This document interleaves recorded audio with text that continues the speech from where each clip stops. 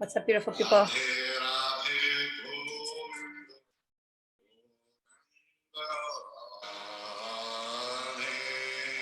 Hopefully you hear this sound. Hopefully it's coming through clear. This is Shining the Light podcast series. Radhe Radhe. So viewers, welcome again to a moment with myself and Andrew Rezmer on the other side of the camera. Hi, Andrew. Hello. Namaste.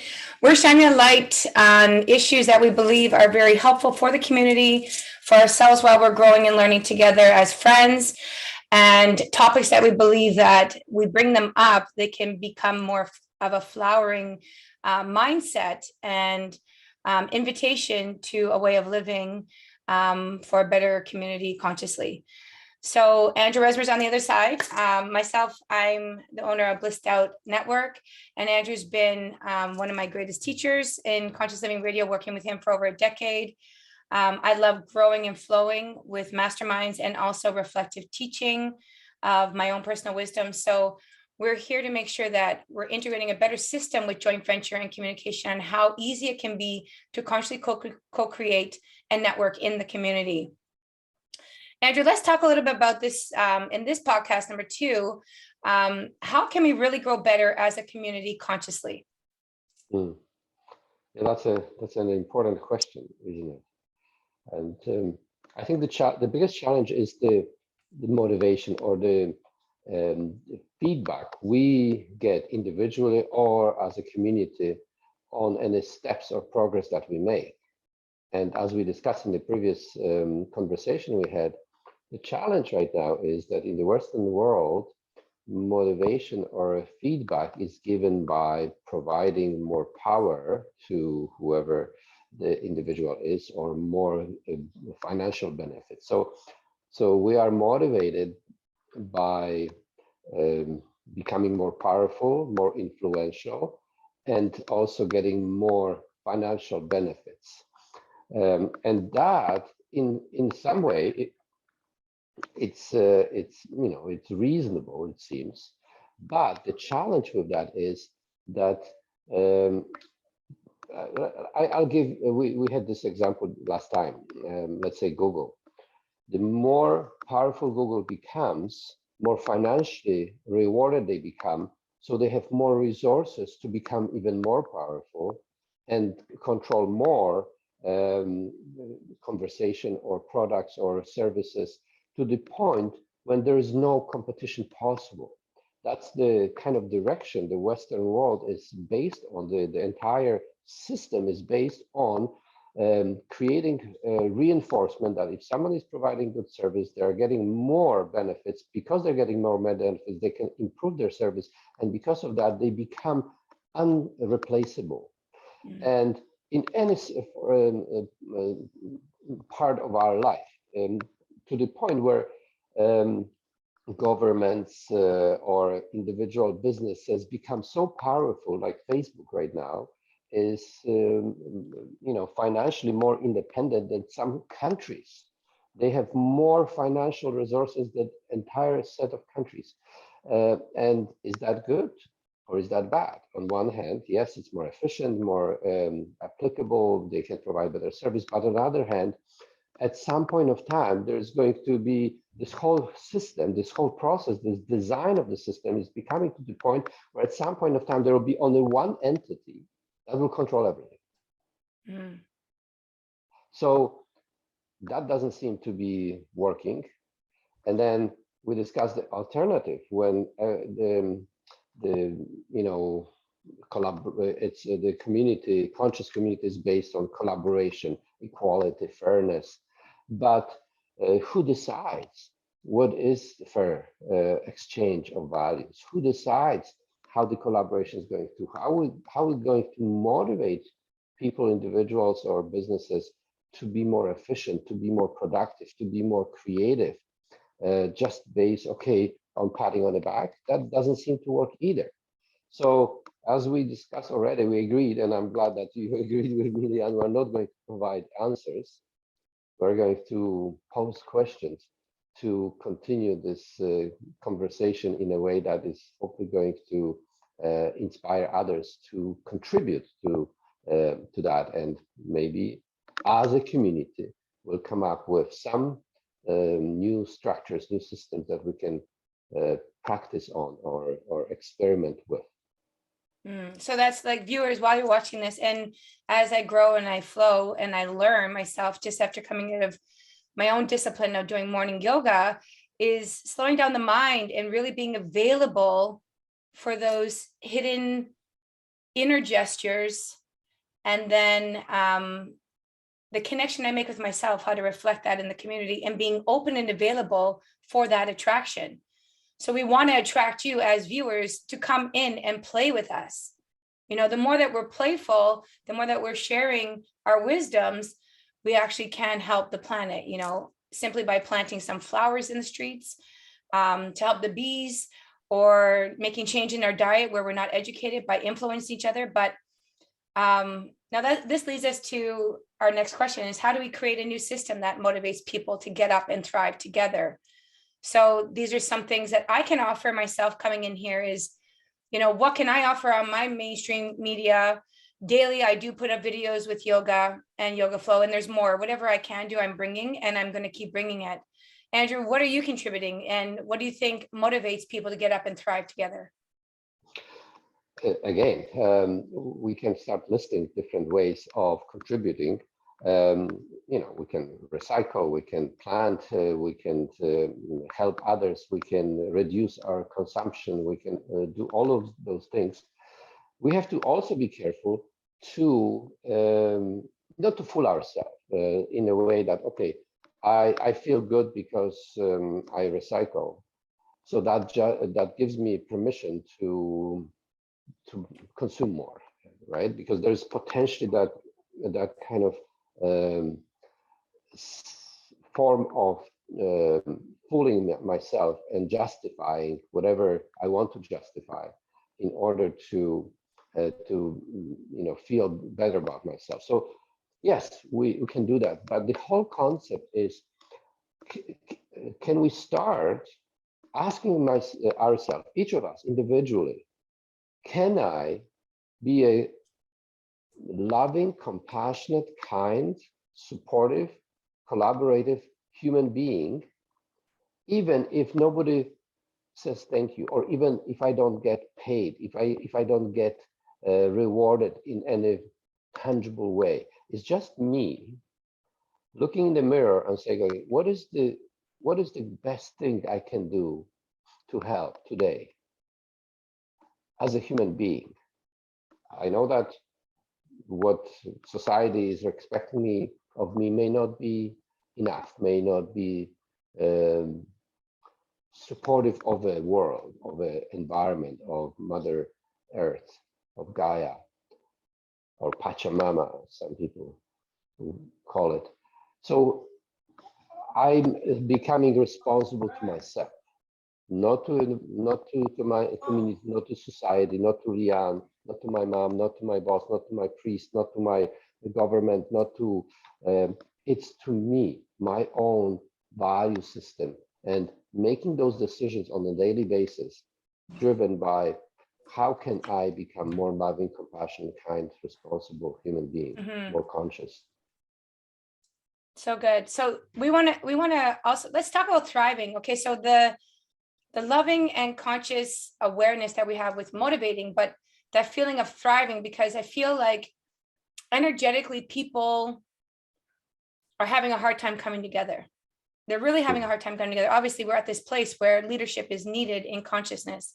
There's leadership needed in how do we step away from our mind a little bit more energetically. What would you say is an aspect for us to thrive more? What have you learned about thriving? Again, what does it mean to thrive? Let's define that, because in many structures, thriving means becoming bigger, expanding.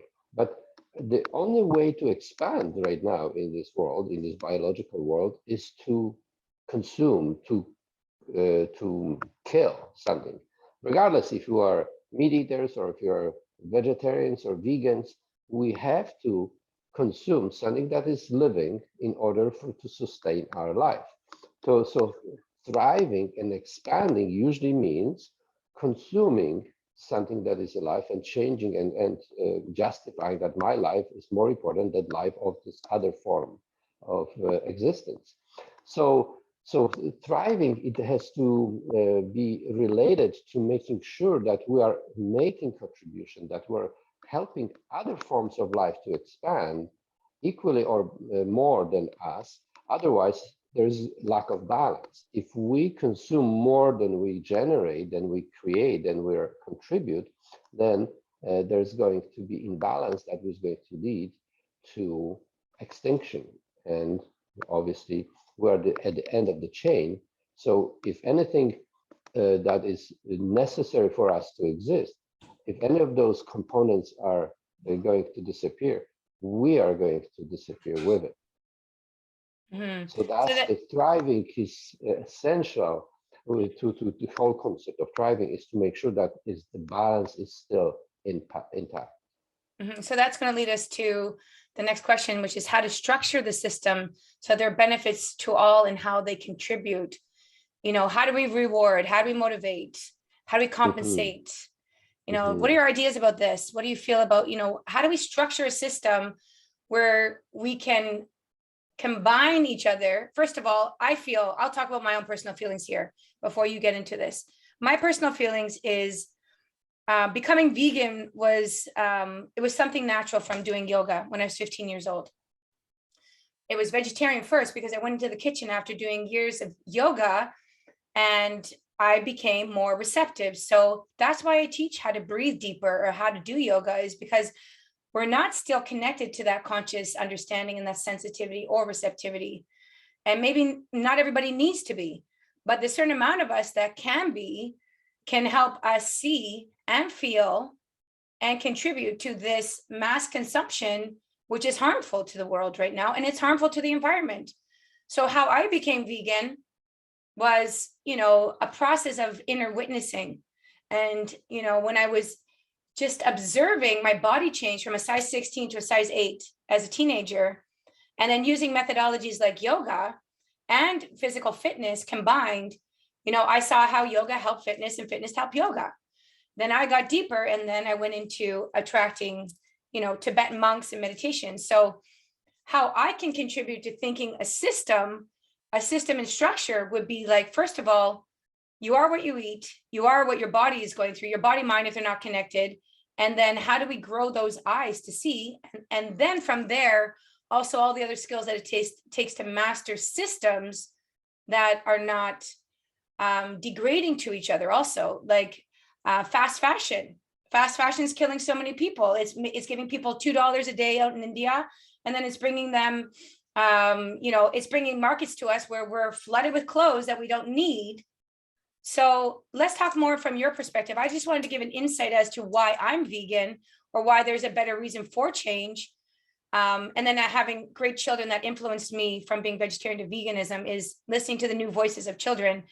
But I want to contribute a feeling here while you take on the next moment of contribution and what you feel contribution is all about. Yeah, those are very important elements, because what do we need to survive as a biological being? What do we need to survive, and mentally, intellectually, spiritually? We want to continuously keep feeding ourselves, keep feeding our body, keep feeding our heart, our emotions, our brain, our spiritual soul.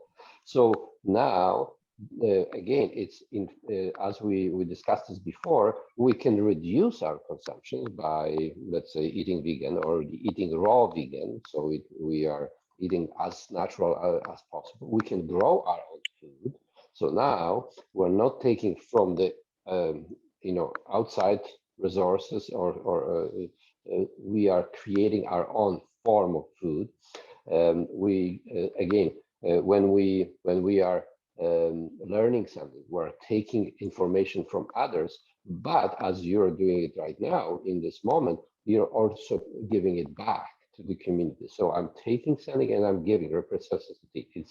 It's this balance. Okay, there's this yin and yang. It's giving, receiving, wanting and offering, loving and creating separation, that continuous dance. And I think one of the most important changes we can make individually and or as a group or as a society is to continuously asking questions. Why am I doing it? Why do I need to, jump off the plane and have this experience? Why do I need to eat this new food? Why do I need to go to this new place? What is the hunger? What am I trying to cover? Am I doing it because my neighbor bought a bigger house, so I need to have a bigger house or bigger, faster car? Or do I need it because society tells me that if I have more lovers, I'm better lover? Or if I have more money on the account, that I'm more powerful? Am I motivated by those values, or there is something better or something more conscious that I'm more aware? Okay, if I don't want to be motivated by those, what else can I be motivated by? How can I? What is important to me? And asking those questions and making changes, small incremental changes on a daily basis, will change the world and will change our life as well. What Because are some of the ones that some of the ones that you've changed yourself, Andrew? Let's talk about you. Let's go into a little bit more deeper, because I feel truth is power. So why don't you share some of your personal changes that you've done for yourself? Well, examples of that is, I love learning and I love talking to very powerful. My battery is dying on my phone, on my headphones. I hope you don't hear those messages that my headphone is talking to me saying battery low, battery low. Okay, I know, I heard you. If it dies, then we will continue on the new headphones. I'm having two conversations, one with you, one with my headphones. So Good. I love learning. So what I can do, I can pay and go to the workshop and be a pure observer and a recipient of it. Or what I've decided to do, to create a conscious living radio, where now I'm learning, but I'm sharing my learning with others. I'm inquiring.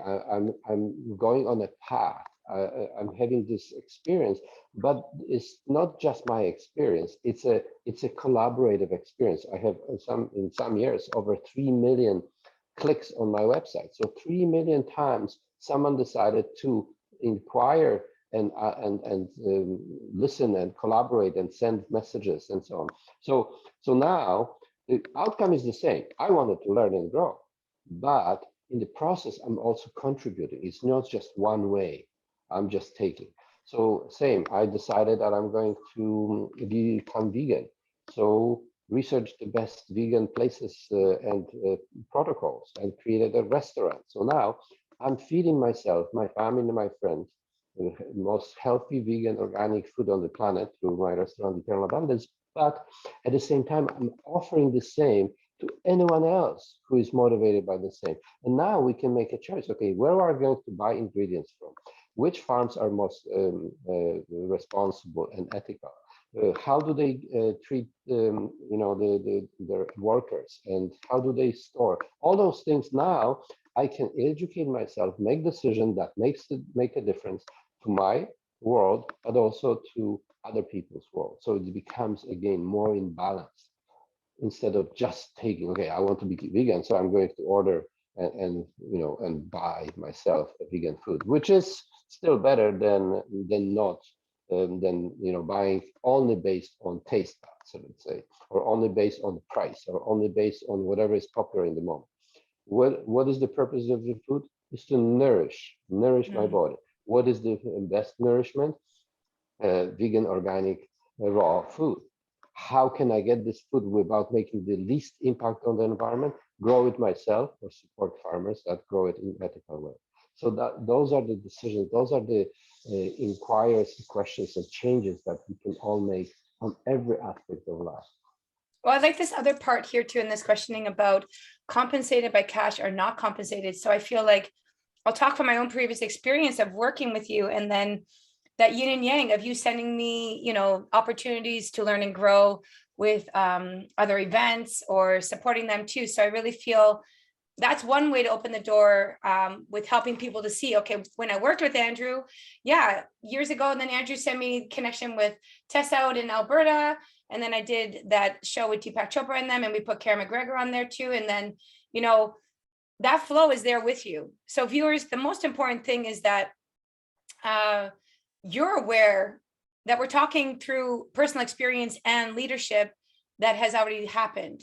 And that's why I want to expand with Andrew, because I really believe as I learn and grow myself with building BlisstOut Network and flowing in my own way, you know, I come back to wherever I am.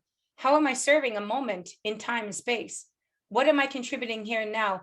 And then how do we welcome more people to an invitation just to listen to this, to build that mindset, right? So how do we, so we could lead to the next question, you know, what is a heart-driven conscious joint venture and what would that look like? I think it's we already in some way answered that question. Let's start with you. What is it heart-driven conscious choices that you make in your life? How do you choose, let's say, who to do business with right now? For me, it's a lot of it's feeling. First of it's feeling. So intuition. The feeling comes naturally in flow for me. And then it's trusting that feeling and then looking at the education and then putting it into action, some amount of action. And then from that experience, growing and learning with that person, how they work, because they may not work exactly the way I do, but holding space for that. And then knowing what I want and knowing what's achievable and what's realistic. And then taking that first action is to grow together and to build that relationship. And then from there, which could lead to the next possible opportunity. What did I learn from that? And how do I duplicate that? And then how do I expand in that a little bit more every time? That's how I would say, for me, that's I'd be more heart-driven in a venture, other than me saying, going to just get a job and then just signing a paper and then showing up and just selling a product. I feel like a heart-driven conscious joint venture will be a little bit more connected to something that you're desiring to manifest. Something comes in front of you, you have an opportunity to say thank you, and then take those steps together. And it's, for me, it's a little bit of the razor's edge, is because you know that's what you want to do. So there's enough in knowing that it gives you the ability to open that next door, because you know you need to go to that next door. And then having the guts to transform yourself into a new direction, because we're constantly learning, to be available to learn. Yeah, so it seems that the intuition or the feeling it's a very important component of your decision-making process. In my world, I'm not as intuitive as you are, that's for sure. There is component of that, this feeling, but I like putting lots of research into.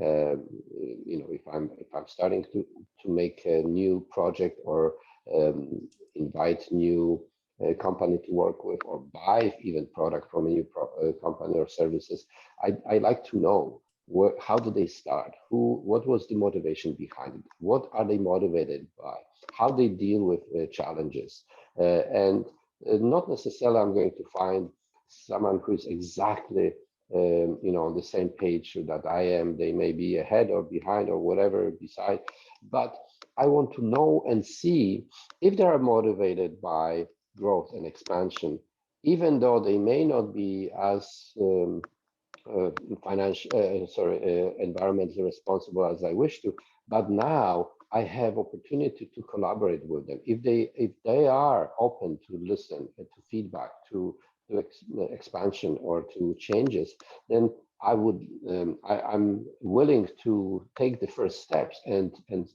work together and see, okay, how can we make that each of us is becoming better because of the fact that we're working together. That's the purpose of relationship, is how can I be better human being because I'm in relationship with you. You as an individual, you as business, you as organization, how can I contribute to your life, to your business, to your mission, so you become better as well in this process. So now we are both growing. We're becoming closer to whatever our values, our direction, our destination is because of working together. It doesn't mean that we are at the end of our path. We'll never be at the end of our path, because there's always going to be something that we can more expand and grow and become better at. That was so well said. And I want to tell you honestly myself, even through the years of knowing some things about your real estate, and that's why joint venture is really important to talk about, other than what could come in further podcasts. I would like to really go into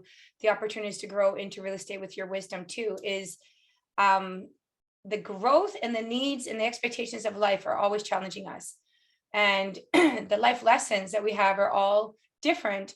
And so in some areas, I really feel, I've been able to contribute by showing up in ways. And I really felt that from you this week. I felt, there's so much that you could answer like this, but because of the connection and the trust that's been there, part of you is growing in me. And I want to, viewers, I really want to go into this for one moment here, is when we're here and now and we're watching our breath consciously, we're talking about a heart-driven conscious joint venture. First of all, are we connecting to our breath? So I'm connecting to my breath. I'm observing my inner world daily with this meditation. And then in there, the thoughts and the connections of being connected consciously, each individual has a vibrational link collectively, depending on how strong, to help us move through life and to help us with a venture. And that's how I'm seeing this venture right now, along with the intelligence that it takes with running a business for years, which you've done. I've worked with many businesses. I've run my own business part-time, but you've been running your own business headstrong yourself in a whole other way. And because I've done both, I see where I'm growing and the layers are shedding. I'm coming in that cocoon and the butterfly's there, but it still needs more flying, needs more flying to come. But yeah, I will say, coming back to the essence of this whole idea about the heart and the consciousness is, in a moment, every moment, we connect to the mind through a thought of positive or negative action, depending on what's going on around us. Collectively choosing conscious friends that help you to thrive, help those moments where your mind will not be in a place that is good for you to change, or the methods to help you change. So for me, that's also very important, is how your moments are connecting when you're in a venture, or how we're going to be in a venture coming together, is leading to the next question. What resources do we have to bring? A resource I can bring into a conscious community, joint venture, building of a community and offering to the community is connecting to the breath, or connecting to yoga, or connecting to something, in the joint venture. What value does this have? How do we create value with that? And what determines that value? Let's talk about that. Yes, thank you. And I think there's lots of, at least I was exposed to lots of different workshops where they teach, surround yourself with people who are on the same or level or higher. So surround yourself, if you want to make money, surround yourself with people who make lots of money. If you want to start businesses, surround yourself with people who have businesses and so on. On one level, that advice is very good, but that advice assumes that we are surrounding with people who we can get something from. Because if we surround ourselves with people who are ahead of us, that means that we are becoming their students and we are getting them to pull us behind, or pull us closer to where we want to be. I still want to go back to the place, okay, I can surround myself with people who are ahead of me, but I also want to surround myself with people who I can help to be closer where they want to be. I think it's important to have, to not always look for what I can get, but what else I can give. And that leads to the question that you ask in the joint venture. Again, as long as there is a willingness, I'm here. We obviously, we talked about joint venture last time. We have to have the same goal, or at least intention. What are we doing it for, and how each of us is going to contribute. So someone who may not have as much, let's say, resources, financial resources, or even expertise, but they have willingness, they have passion. Okay, I want to make this world a better place in that area. let's say, environment or health or whatever. I don't have money, I don't have expertise, but I have passion, I have energy, I have goal, I want to be part of it. I want to work with someone like that, not only someone who already is ahead of me and already I can get something from them. You know what I mean? So part of a successful joint venture is surround yourself with people who ask the good questions and have motivation and values that are aligned to achieve the same goal, maybe in a different way. Some person says, okay, from here to here, I want to go that way. And another person wants to go that way. Doesn't matter. As long as we want to go that way, and now we are collaborating together, how can we get together to that place in the most efficient or most beneficial way for all involved? So that's, I feel, what I feel coming out of this is walking together, like side by side, versus having to be led by teaching or having to chase that dream, is walking together with our differences, with our skills as a community, with our master skills, and sharing that reflectively here, you know, in the networks. So grateful, Andrew, that's who you are. And I know that's who I am. It's so good to breathe this in, is to breathe this in and reflect this and duplicate this. This is what I want to do. So thank you for that. Yeah, so let me recharge the battery so she doesn't take too much of my. Yeah, we can we'll go into mental. podcast 3 right after this. So we'll finish here, guys. Anybody who has a chance to get into this information, it's going to keep coming out, because I feel this series is going to be very beneficial to everybody that's walking with us, to wants to grow with us and see the mindset that we're co-creating. So on that note, we'll sign off now. Charge your batteries. I'll see you probably in a half an hour. Thank you. Take care.